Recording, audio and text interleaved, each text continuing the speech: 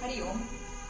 Some of you have reviewed the Bhagavad Gita memorization series that I have been doing, and in one of the videos I had mentioned that I will be doing a separate video on the story of Mahabharata because Bhagavad Gita happens within the Mahabharata story, and it happens just before the battle between the two sets of cousins start.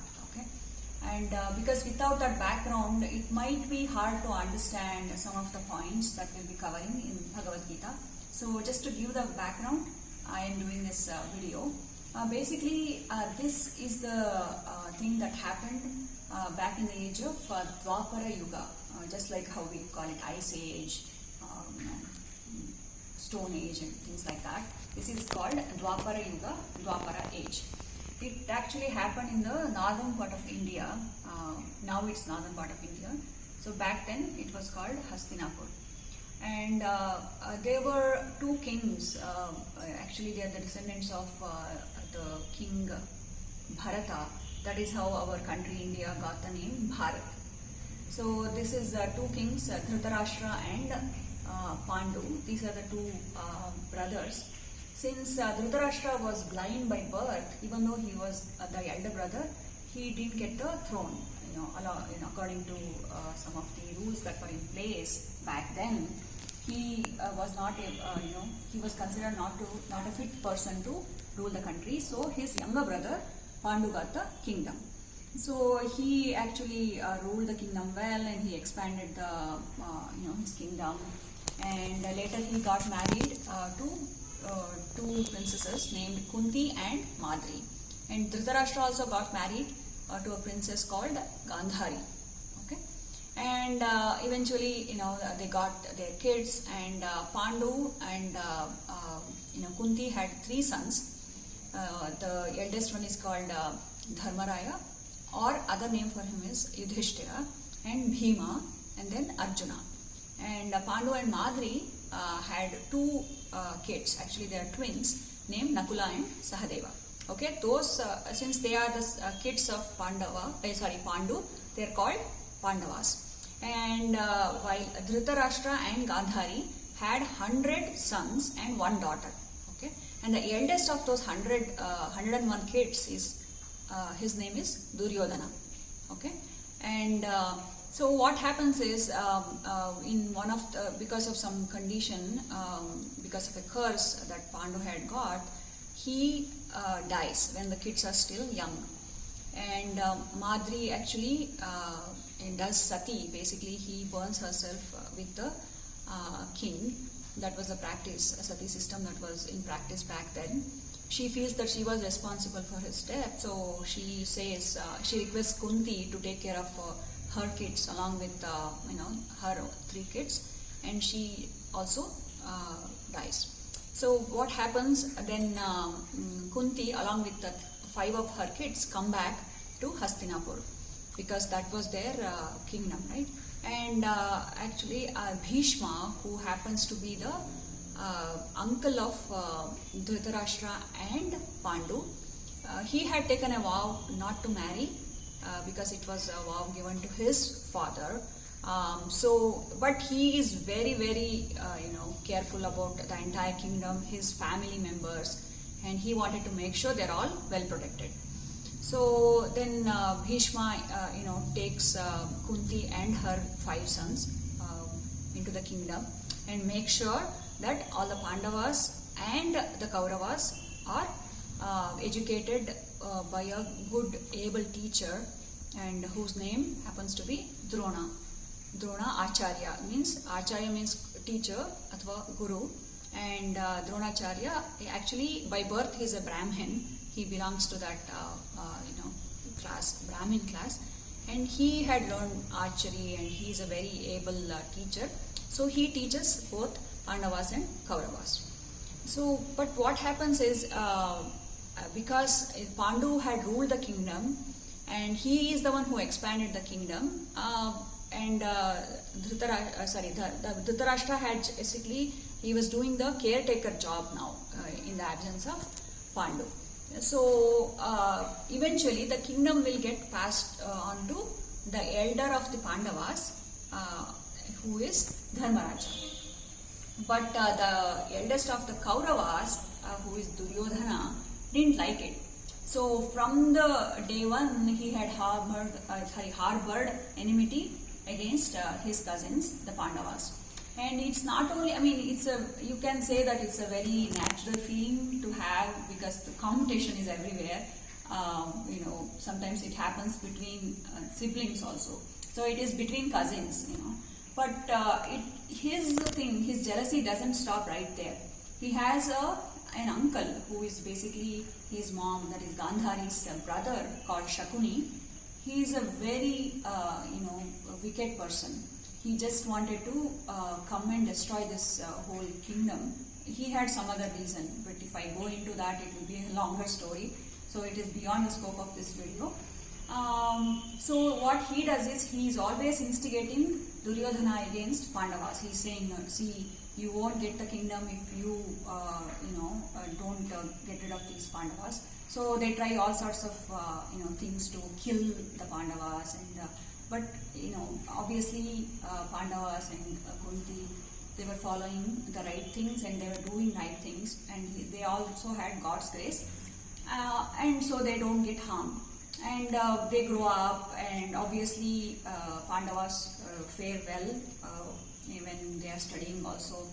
Arjuna becomes a excellent archer, and Bhima is supposed to have like the strength of 10,000 elephants, and Dharmaraja is always following Dharma, and he is also a well-trained warrior.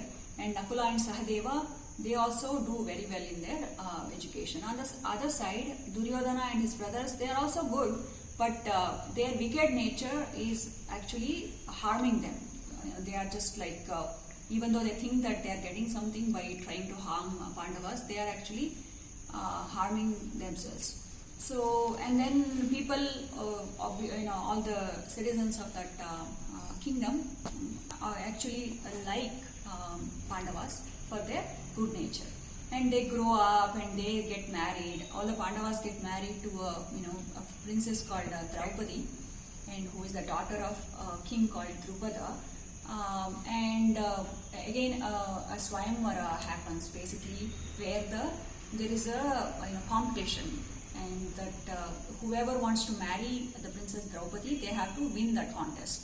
And Arjuna, being the expert archer, he wins that contest, and he gets married to Draupadi. And due to some reason, all the Pandavas actually marry her. So basically, Draupadi becomes the wife of all 5 brothers. Okay, and then they come to that age where they can take on the throne, right? Until now, Dhritarashtra was being the caretaker. Now the princes have become all qualified, they are married. Now they can take on the throne. And again, Duryodhana is dead against it, and even though Dhritarashtra tries to treat his own kids and his brother's kids equally, he's obviously, he feels sorry for his son, and he wants him to get the kingdom. So, and Bhishma, being the eldest and who is a very virtuous person, he divides the kingdom, and actually Pandavas don't get a good chunk of the kingdom, but whatever it is, they take that without any battle or any argument. And this person, Duryodhana, and his brothers get the better portion of the kingdom called Hastinapur. But the Pandavas do very well, and they convert that not so good part of the kingdom, and it becomes Indraprastha. So that really, with the help of God and everything, they do really well. And now I didn't mention Lord Krishna.